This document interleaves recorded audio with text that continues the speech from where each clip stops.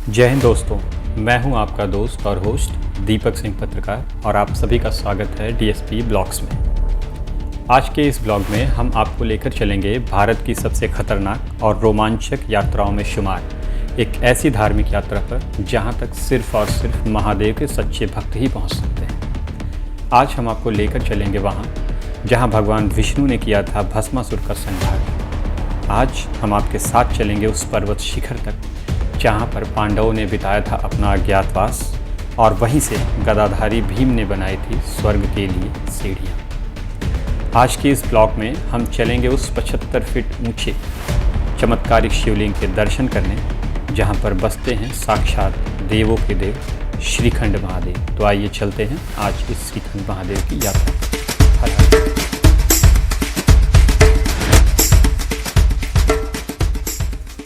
जय हिंद दोस्तों, Delhi ISBT Kashmiri gate से शुरू हो चुकी है हमारी श्रीखंड कैलाश यात्रा यानी कि श्रीखंड महादेव की यात्रा।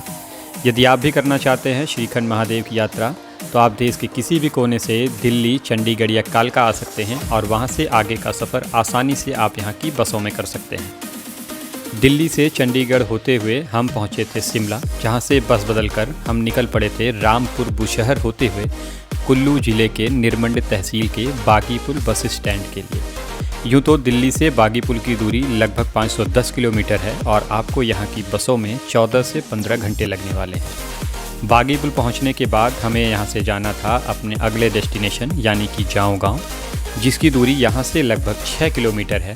उस दूरी को तय करने के लिए हम सवार हो गए यहाँ के एक पिकअप में और निकल पड़े जाऊँ गाँव के लिए। शास्त्रों के अनुसार भगवान परशुराम के पिता ऋषि यमदग्नि की तपस्थली होने के कारण जाऊं को कालांतर में यमदग्निपुर के नाम से भी जाना जाता था। एक शास्त्र मत के अनुसार कहा जाता है कि महादेव के वियोग में श्रीखंड जाते समय माता पार्वती ने इस गांव में विश्राम किया था। इस कारण आज भी यहाँ की देवी माता चलासन के मंदिर में माता पार्वती साक्षात एक शिला के रूप में विद्यमान है। तो दोस्तों, बेहद खूबसूरत नज़ारों के साथ शुरू हो चुकी है हमारी 70 किलोमीटर वाली भारत की सबसे कठिन धार्मिक यात्रा श्रीखंड कैलाश यात्रा, जहां सांस लेने के लिए न तो पर्याप्त ऑक्सीजन है, ना ही आपातकाल के लिए कोई साधन और ना ही कोई सटीक रास्ता। ये वीडियो औरों की तरह आपको सिर्फ डराने के लिए नहीं बल्कि इस ट्रैक की वास्तविकता दिखाने, आस्था, विश्वास और हर्षोल्लास के साथ महादेव के दर्शन कराने के उद्देश्य से बनाई जा रही है। तो आइए चलिए मेरे साथ इस सुहाने सफ़र पर और साक्षी बनिए श्रीखंड महादेव की महिमा का।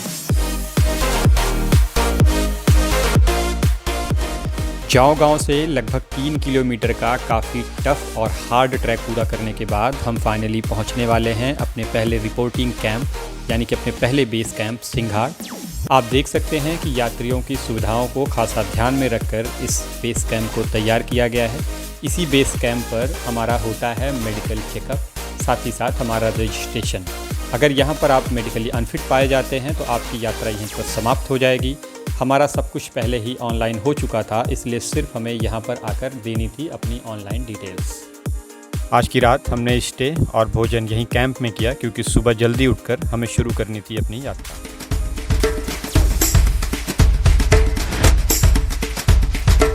का सफ़र काफ़ी लंबा होने वाला है, इसलिए सुबह जल्दी उठकर हमने स्नान किया, तैयार हुए और बेस कैंप पर स्थापित महादेव की इस विशाल प्रतिमा के समक्ष प्रणाम कर हर हर महादेव, श्रीखंड महादेव की जय के जय घोष के साथ निकल पड़े हम अपनी यात्रा पर।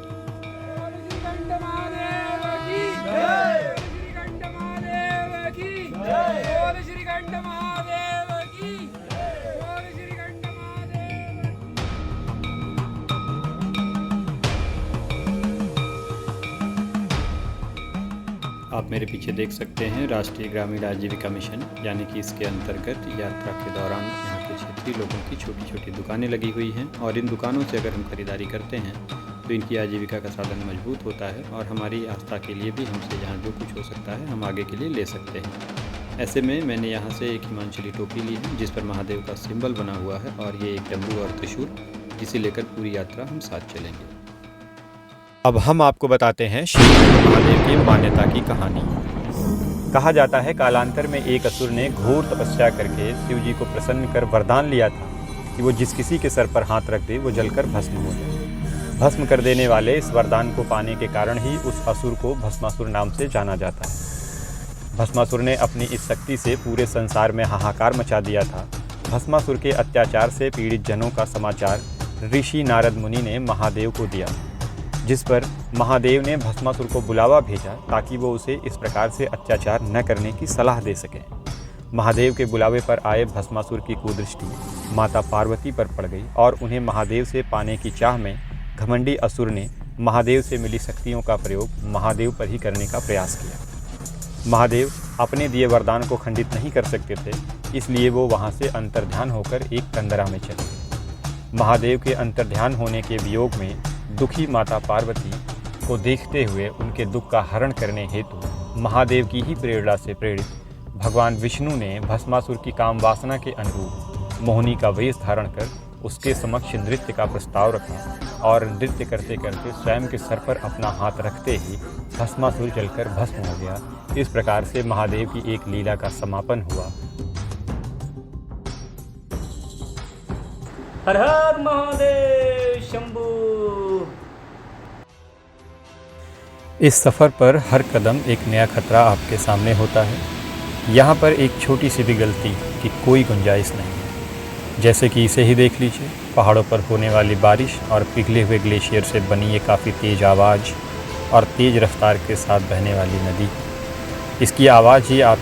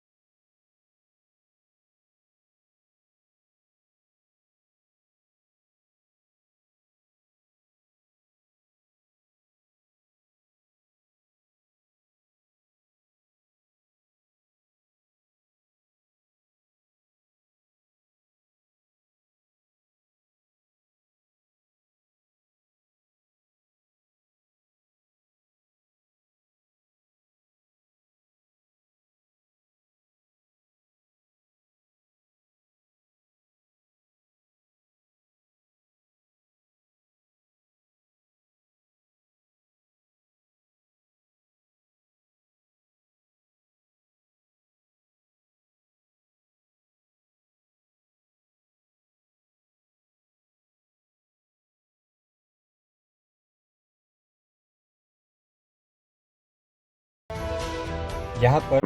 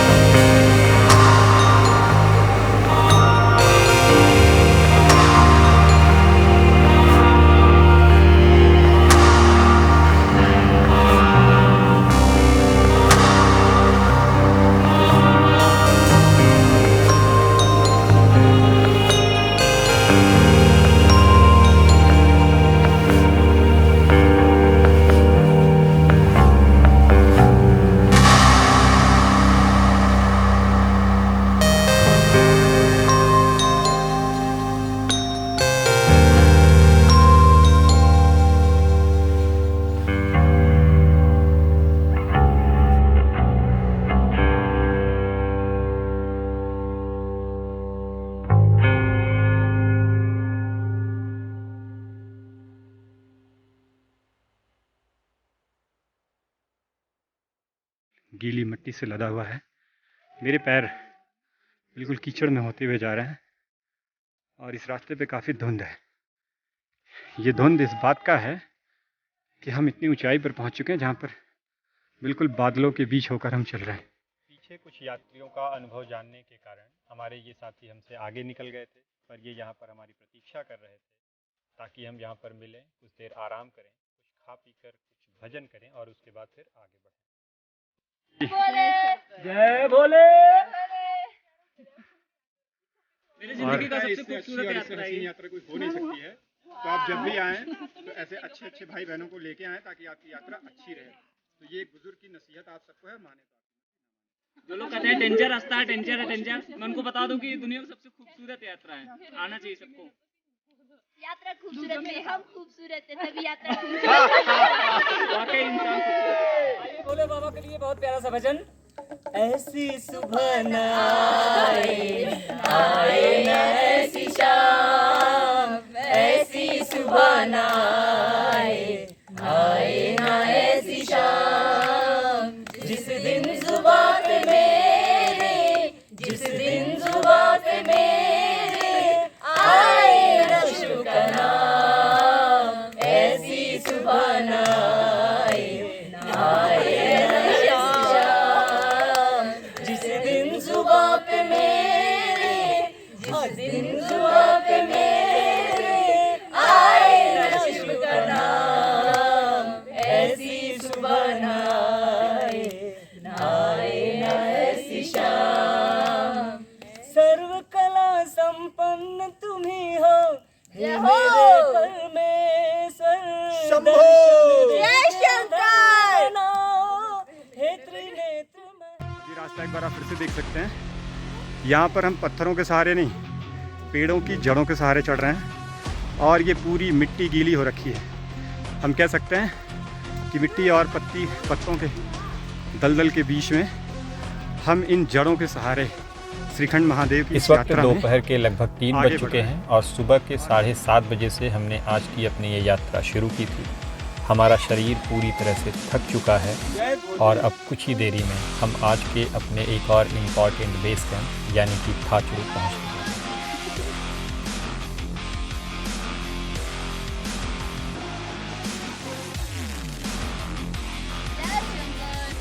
जय शंभू। दोस्तों ये है थाचड़ू यानी कि हमारा दूसरा बेस कैंप है और यहाँ पर आप देख सकते हैं ढेर सारे टेंट लगे हुए, यानी कि यहाँ पे स्टे ऑप्शन ढेर सारे हैं। पूर्वी पश्चिम पर सारे लोग ज़्यादातर रुकते हैं थाचड़ू में, पर हम अपनी टीम के साथ इनकी बात को मानते हुए हम अपने अगले बेस कैंप पे रुके थे और काफ़ी खड़ी चढ़ाई चढ़ने के बाद हम पहुँच चुके हैं थाचड़ू, जहाँ पर एक टेंट में हमने अपना सारा सामान जमा कर दिया है और अब हम ये लंगर खाने आ गए हैं। श्रीखंड महादेव संस्था का भंडारा लगा हुआ है, इनके अपने प्राइवेट टेंट भी हैं और लगभग 26 सालों से ये करते आ रहे हैं और ये इनका 27। कसम से बताऊं इतना ज़्यादा ये स्वादिष्ट था कि मैंने इतना खा लिया कि अब मेरी बहनें कह रही चलना है और मेरी हिम्मत नहीं पड़ रही कि मैं चल पाऊँ इतना खाने के। आइए मिलते हैं, खुद पूछते हैं कैसा लगा भंडारे का प्रसाद। दोस्तों अब ये हम थाचड़ू से निकल रहे हैं भीम द्वार के लिए और ये क्योंकि बारिश शुरू हो चुकी है तो ये रास्ता पूरा कीचड़ कीचड़ हो चुका है, हमारे जूते भीग चुके हैं। और आप जब यहाँ आएँ तो आप कोशिश करें कि ट्रैकिंग शूज़ के साथ ही आएँ ताकि वो वाटर प्रूफ रहे और ताकि आपको चलने में कोई प्रॉब्लम ना हो। तो ये है थाचड़ू से निकल के भीम द्वार जाने का रास्ता। यहाँ की इन खूबसूरत वादियों, पहाड़ियों और बादलों को देखने के बाद हमारी घंटों तक चलने के बाद आने वाली शरीर की थकान पल भर में गायब हो जाती है। ऐसे तो इन रास्तों पर बिना किसी सामान के चलना भी बड़ा दूभर होता है, पर इन लोगों को देखकर लगता है कि मजबूरी का नाम ही मजबूती है, क्योंकि इस तरह से इतने भारी भारी सामानों को ये मजबूरन लेके जा रहे हैं, मजबूती के साथ लेकर जा रहे हैं। तो अब हम पहुंच चुके हैं एक और इम्पॉर्टेंट लैंडमार्क यानी कि काली पहाड़ी के टॉप पर।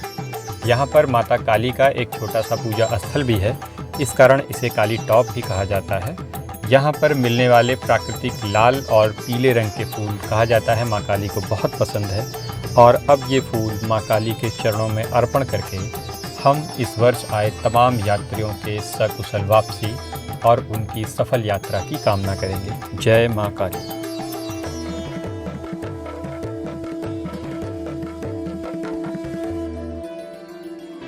दोस्तों ये लगभग मैं कहूँ तो ये 45 to 50 डिग्री का सीधे डाउन है स्लैब, और इसके पत्थर भी काफ़ी चिकने हैं।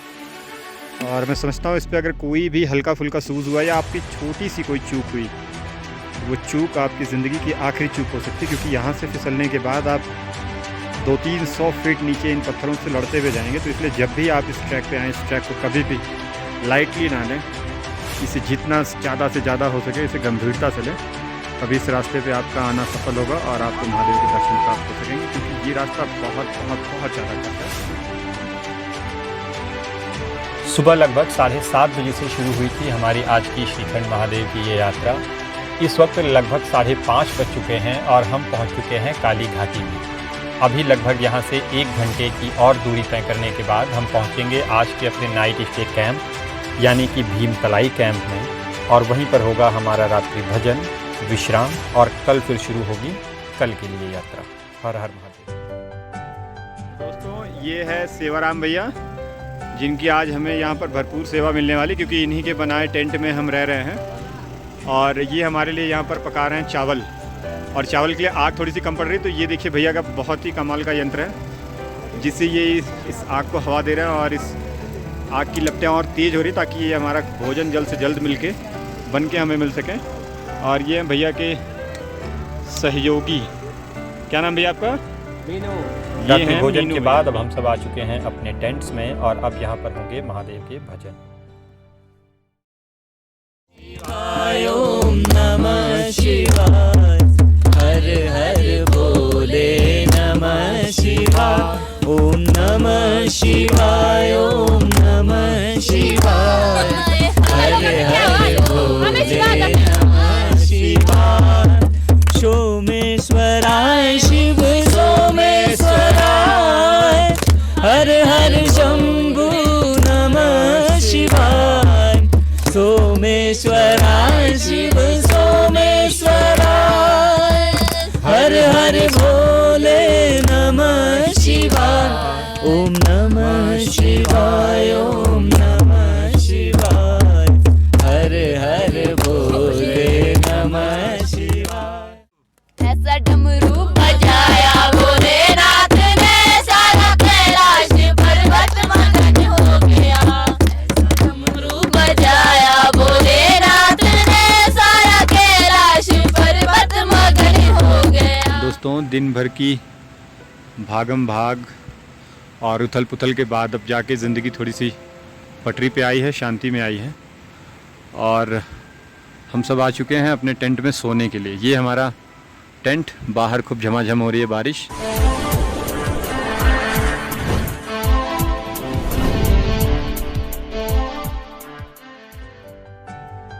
मन को अंदर तक प्रसन्न कर देने वाले बेहद खूबसूरत नज़ारों के बीच भीमतलाई के कैंप में आज हमारी नींद खुली। बाहर का मौसम वाकई बहुत ही शानदार था। आज का हमारा सफ़र ज़्यादा लंबा तो नहीं, फिर भी हम सुबह ही निकल पड़े थे इन छोटे मोटे झरनों को पार करते हुए, छोटे मोटे पत्थरों, पहाड़ों, आड़े टेढ़े रास्तों पर मिलने वाले कुछ यात्रियों से उनके अनुभव को सुनते हुए, गाते गुनगुनाते हुए अपने सफ़र के अगले पड़ाव की ओर।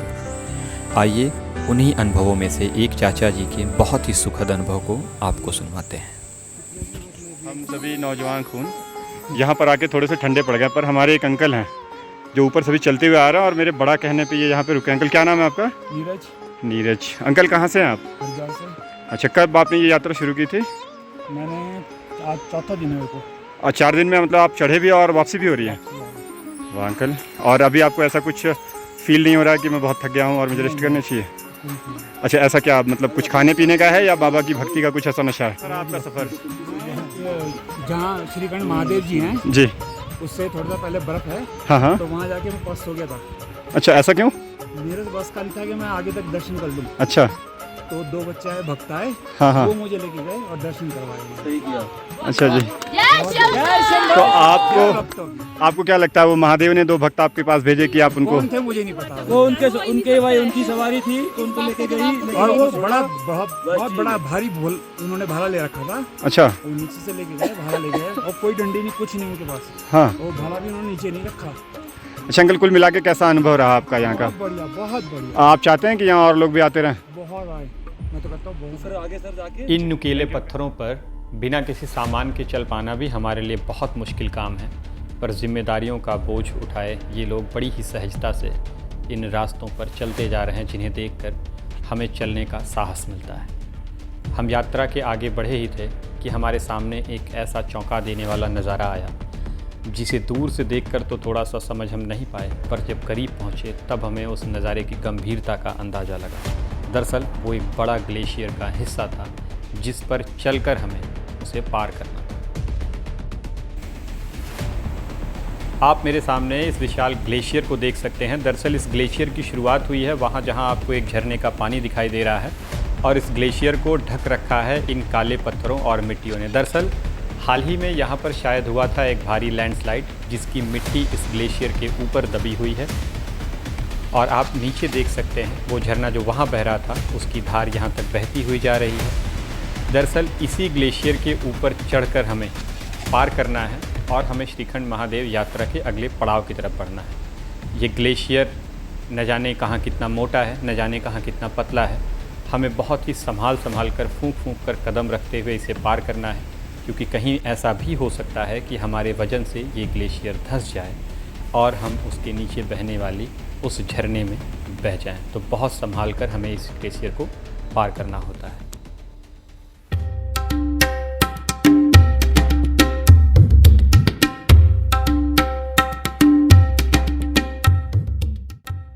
हिमालय की इस खूबसूरत घाटी में आपको देखने को मिलते हैं अनेकों प्रजाति के आकर्षक हिमालयन फ्लावर्स, दूध जैसे बहते सफ़ेद झरने, स्वच्छ हवा, शानदार मौसम। कुल मिलाकर ये सफ़र बहुत ही सुहाना होता है। पर इस ट्रैक की एक सच्चाई ये भी है कि हर साल जहाँ कुछ यात्री उन्हीं की गलती से गंभीर चोटें खाते हैं, वहीं कुछ अपनी जान तक से हाथ धो बैठते हैं। अभी कल ही झारखंड के एक श्रद्धालु की जान चली गई।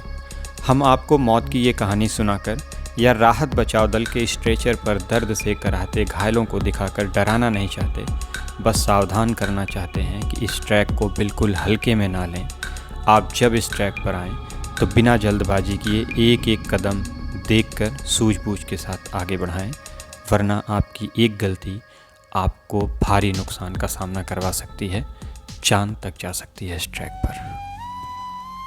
पौराणिक कथाओं के अनुसार महादेव की प्रेरणा से भगवान विष्णु ने इसी स्थान पर किया था भस्मासुर नामक असुर का संहार। इसी कारण यहाँ की मिट्टी आज भी लाल दिखाई देती है। तो दोस्तों, ये है भीम द्वार में हमारा आज का कैंप, जहाँ हम रुकने वाले हैं, और ये हैं हमारे उदयराम नेगी भैया, और आज हम यहीं पर करेंगे भोजन और भजन।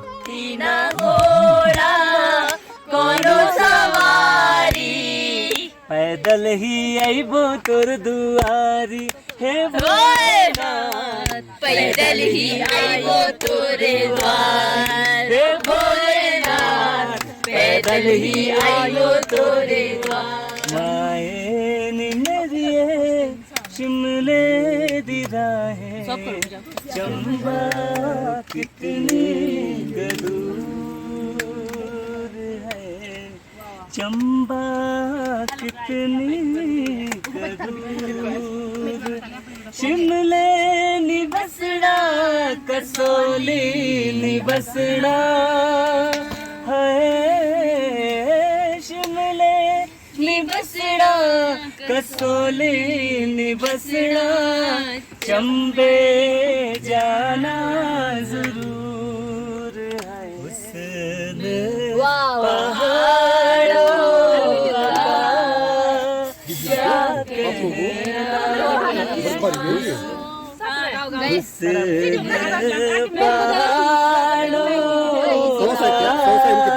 क्या कहना के 12 महीने यहाँ मौसम जाड़ों।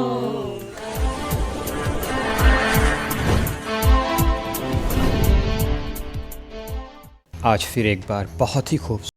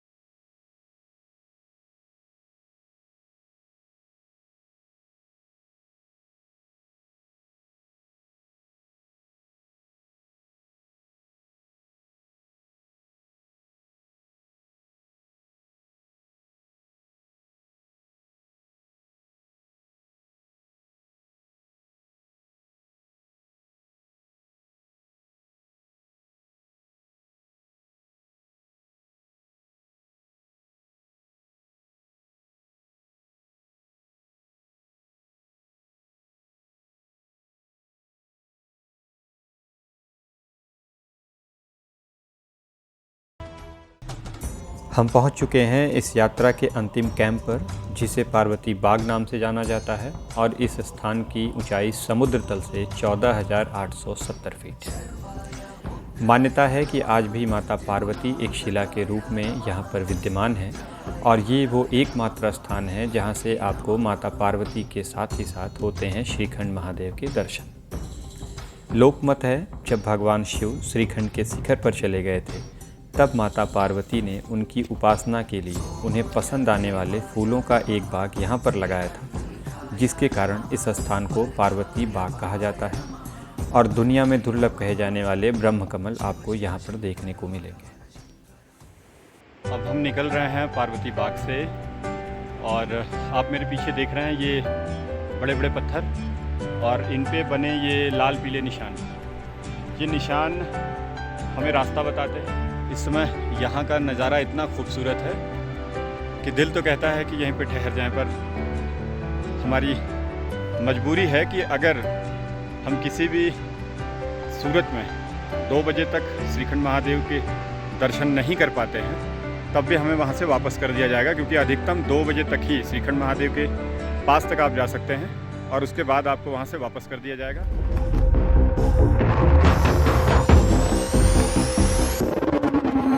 नितेश सिंह रसिक जी मुझसे थोड़ा सा आगे पहुँच चुके हैं।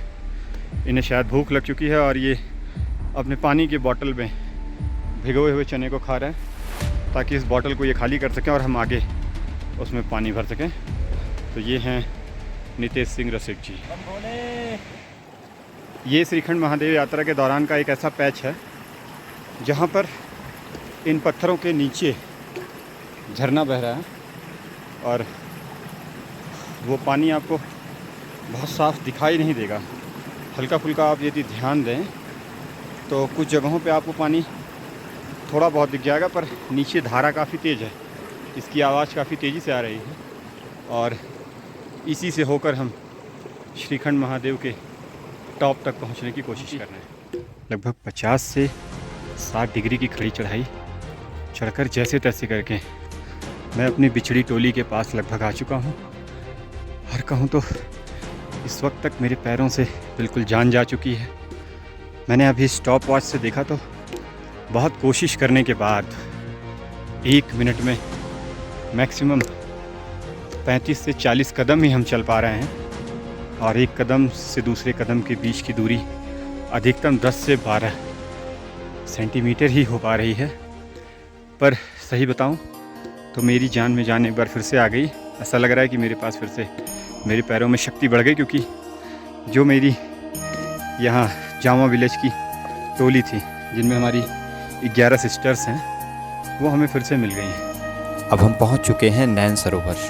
कहा जाता है समाधि में लीन महादेव के विलाप में माता पार्वती के आंसुओं से बहने वाले जल से ये सरोवर बन गया था।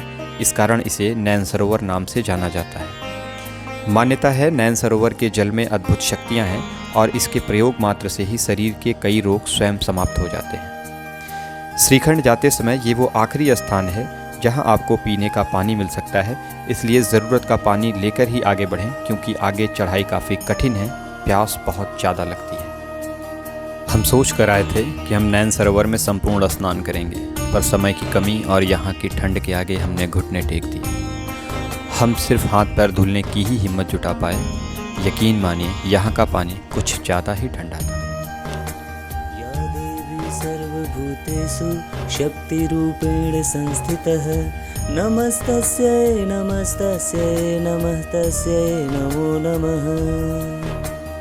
सर्वमंगल्य मांगल्ये शिवे सर्वार्थ साधिके शरण्ये त्र्यंबके गौरी नारायणी नमोस्तुते नारायणी नमोस्तुते नारायणी नमोस्तुते।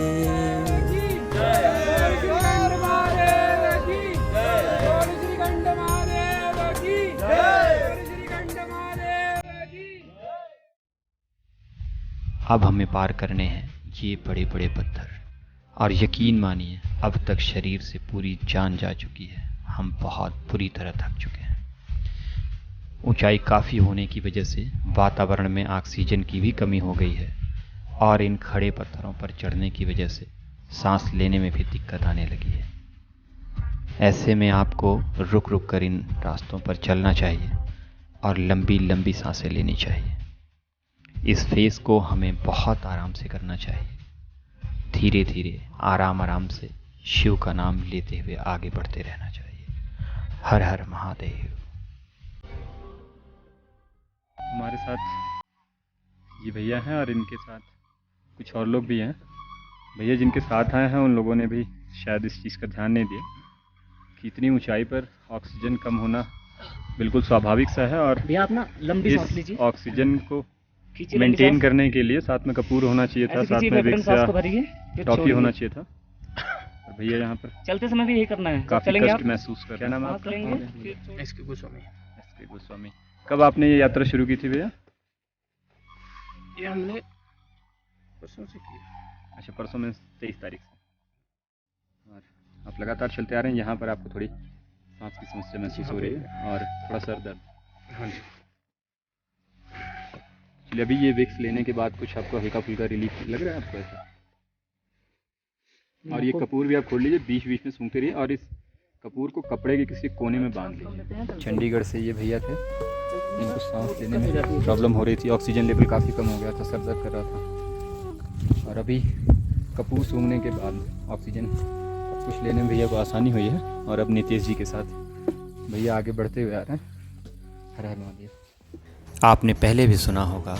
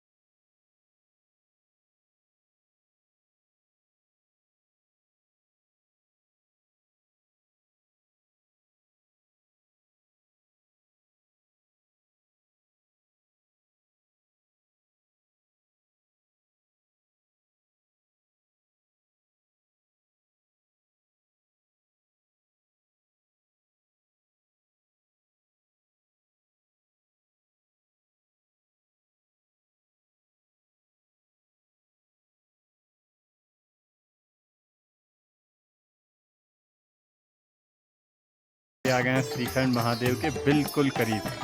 अब चंद कदमों की दूरी है और महादेव के दर्शन है। और जय श्रीखंड महादेव। दाहिनी तरफ की इन दोनों शिलाओं की पूजा भगवान गणेश और माता पार्वती के रूप में होती है, वहीं बिल्कुल सामने की इस विशाल शिला में बसते हैं साक्षात देवों के देव श्रीखंड महादेव। लगातार 4 दिनों से चलते चलते हमारा बदन पूरी तरह से थक चुका था, पर जैसे जैसे हम इस शिवलिंग के करीब आते जा रहे थे, हमारी सारी थकान दूर होती जा रही थी। शरीर में एक अलग ऊर्जा का संचार हो रहा था।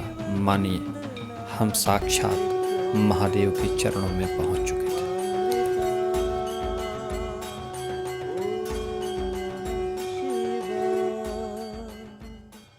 अब हम श्रीखंड महादेव की कर रहे हैं परिक्रमा।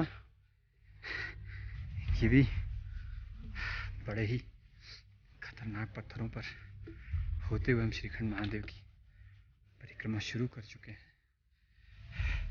क्योंकि ये विशाल शिवलिंग इतना विशाल है कि हमारे कैमरे में इसका एक साथ आ पाना संभव नहीं, वो भी इतने करीब से संभव सा है।